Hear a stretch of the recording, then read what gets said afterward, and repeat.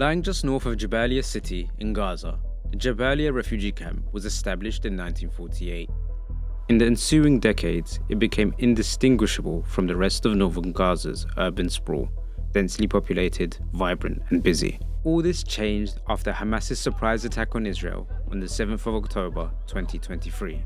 2 days after the attack, on 9th of October, 5 Israeli airstrikes tore through the market in the al-Trans area of Jabaliya, killing dozens of people.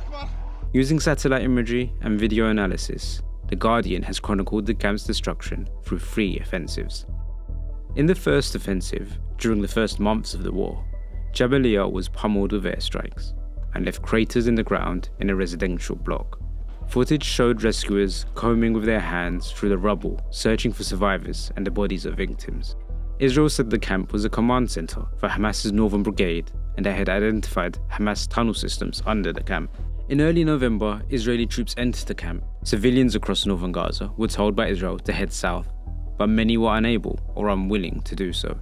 Many of those who remained were forced to move around as the fighting intensified. This footage shows Palestinians fleeing the camp as it was hit by further airstrikes. Intermittent clashes continued until the second offensive in May 2024. Shortly after, a full-scale re-invasion began. By the time Israeli troops withdrew 3 weeks later, it was reported that 70% of the camp's buildings had sustained heavy damage. Jabaliya's market, once bustling with people and fresh food, was destroyed. Some of the most heavy fighting and destruction occurred in October 2024, a year after the latest Israeli conflict erupted, when Israeli forces returned for a third offensive, which saw entire blocks of buildings demolished. Comparing satellite imagery from before and after the third offensive shows entire blocks of buildings torn down.